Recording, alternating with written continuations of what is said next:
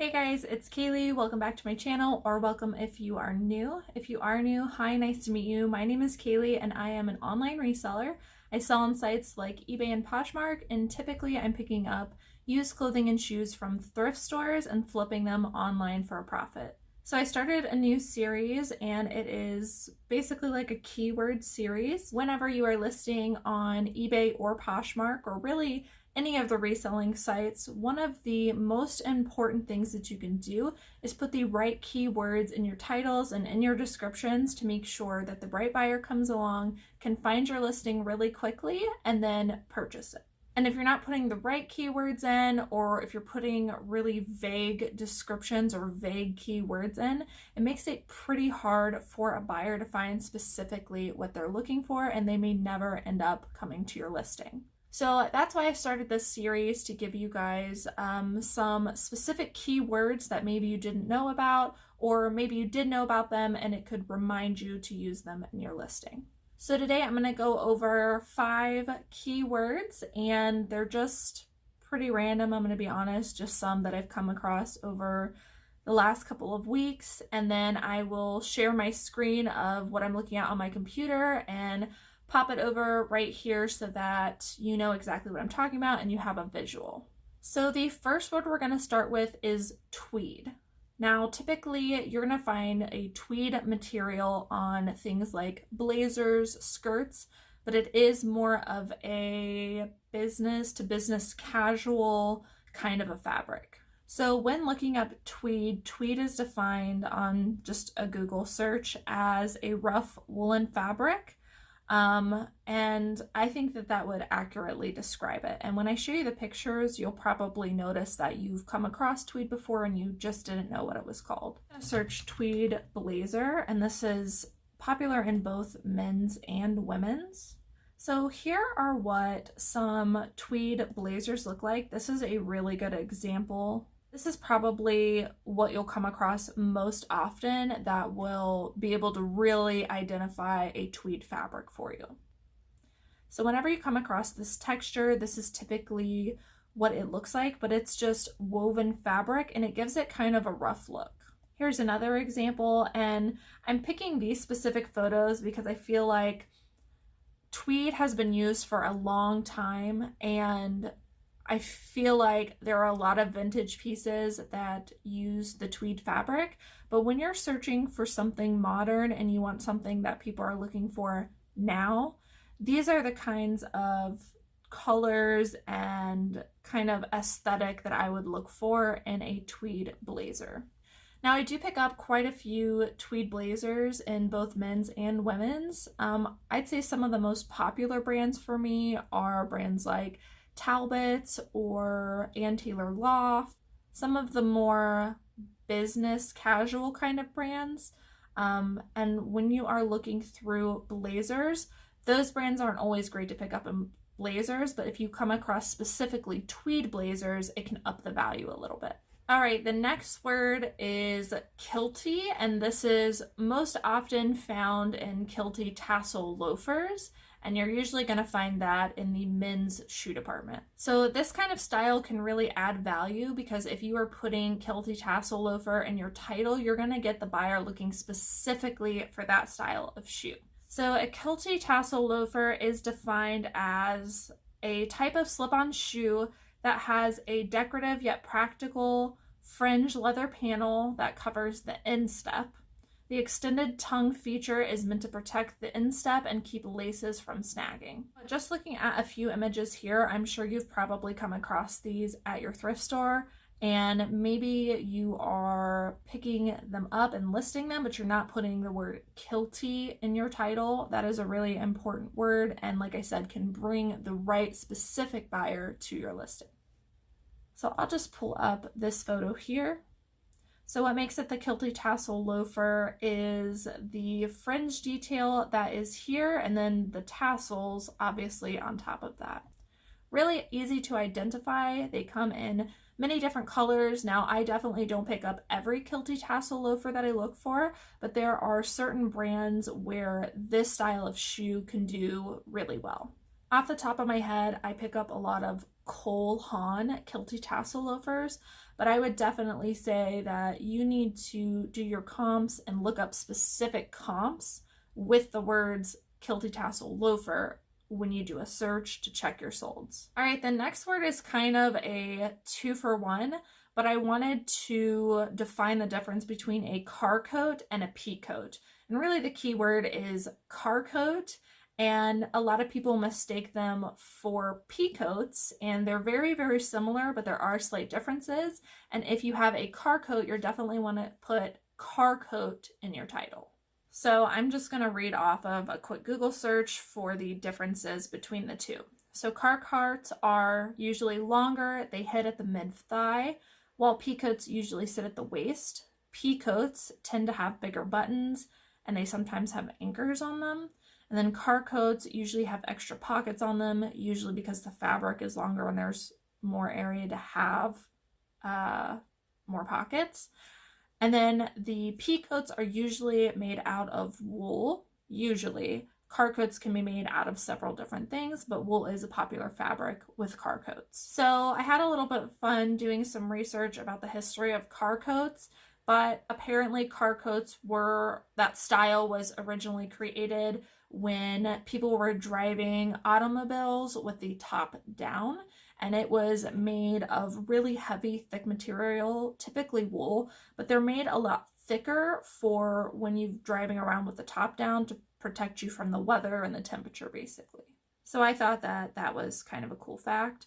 But basically the difference is where the length hits on the body. Car coats are typically hitting mid-thigh, and they're not quite as long as a trench coat, and they're not quite as short as a pea coat. Now, I have sold quite a few car coats, and honestly, they've been some of my best flips. Since they are thick and longer, they take up quite a bit of room. I'm not gonna lie. If you're not somebody who has the type of space, maybe don't look out for car coats. But if you do come across car coats, they can be a really good flip, and oftentimes I'm finding vintage ones with interesting details.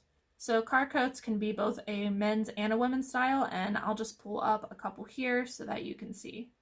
So here's one real quick. This is kind of a more lightweight car coat, but like I said, originally they were intended to have really thick material. Today, they're just more like a style, so they could be made of lighter material. It's all really about where it falls at the body. So you can see mid-thigh is where this one is falling, and so this would be considered a car coat. So here's something that I would look for in a car coat, something really, really unique. Again, hitting mid-thigh, or you can also look for the typical ones, which are usually just tan and pretty plain. This one is by Burberry.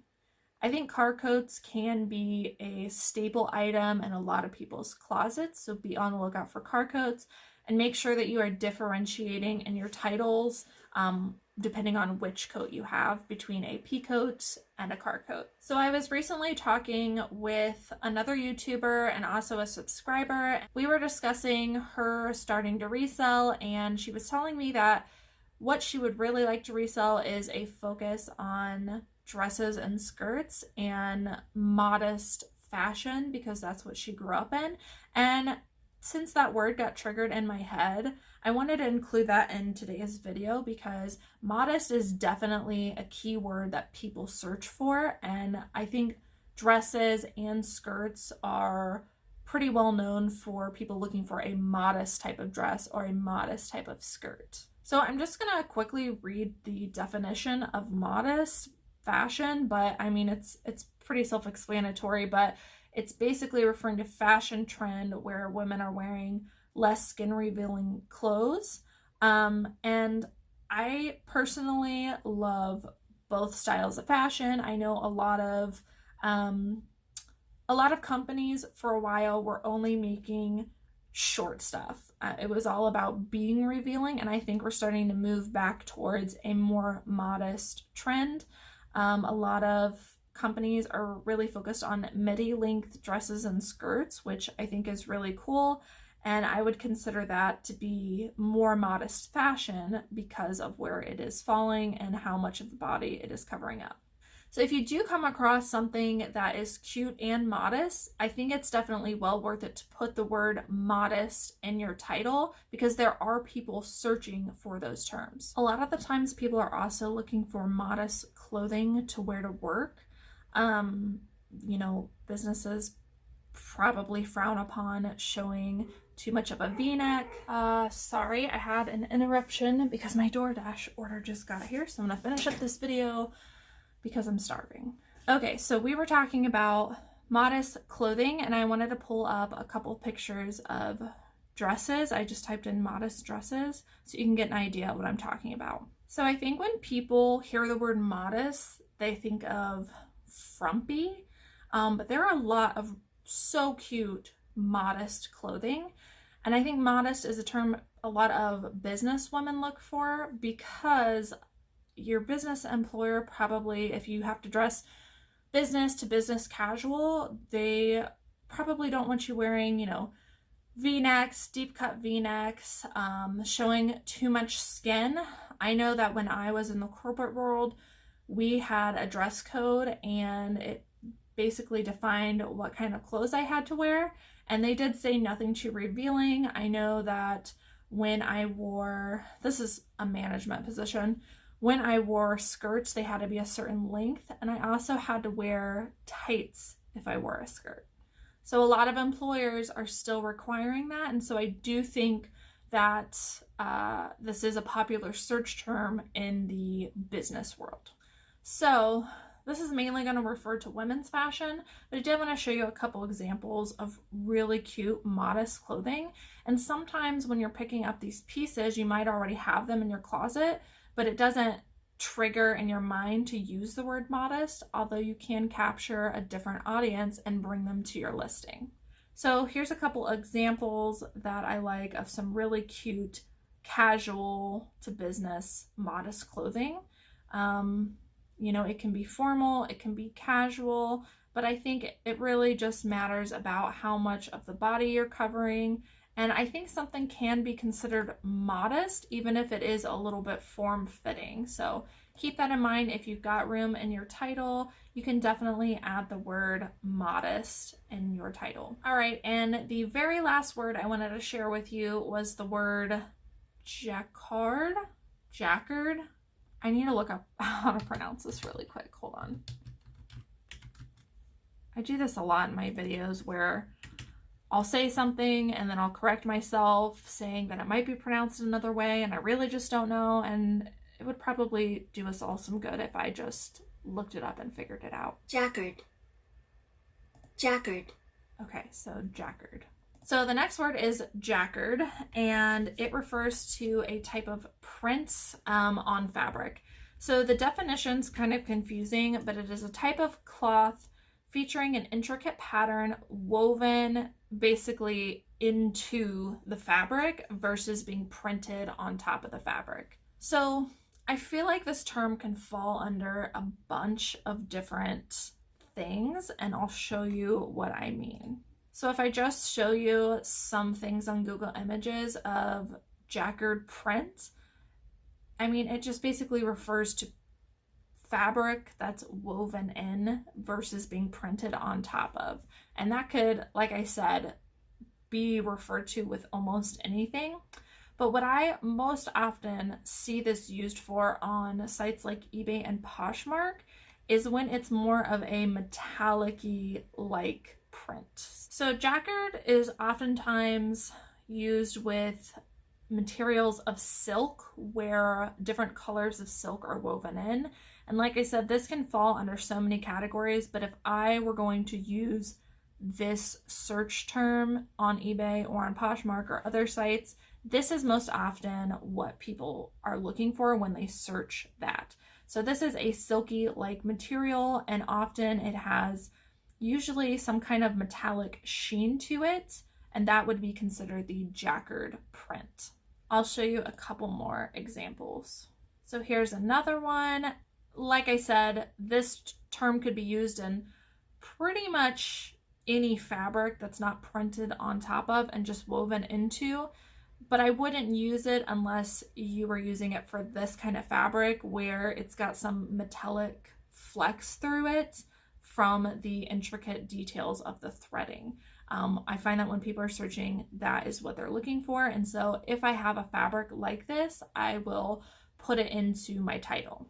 These keywords are also really, really important when you are doing sold. So before you even decide to pick up an item, before you even decide to put it in your title, these are great to search for when you're doing comps, because they're really going to narrow down what stuff specifically in these kinds of fabrics sell for. So I do think that sometimes this kind of fabric can raise the value of an item, and that's why you want to put this keyword in when you're searching for solds. All right, guys, so that is it for today's keywords. I hope you guys enjoyed watching. I know a lot of you are commenting, sending me messages, telling me how much you do like these keyword videos, and I hope that they are helpful to you. Again, if you have anything specific that you'd like to hear some keywords on and learn about, different patterns, materials, styles, cuts of items, make sure to drop that in the comments down below. And you do really help out my channel when you comment, when you like, when you subscribe, when you hit the notification bell. Anytime you do any kind of interaction on these videos, it boosts me in search so that more people can find these helpful videos. So don't forget to hit the thumbs up on the way out if you did find this video helpful. Thank you guys so much for watching, and I will see you in the next one.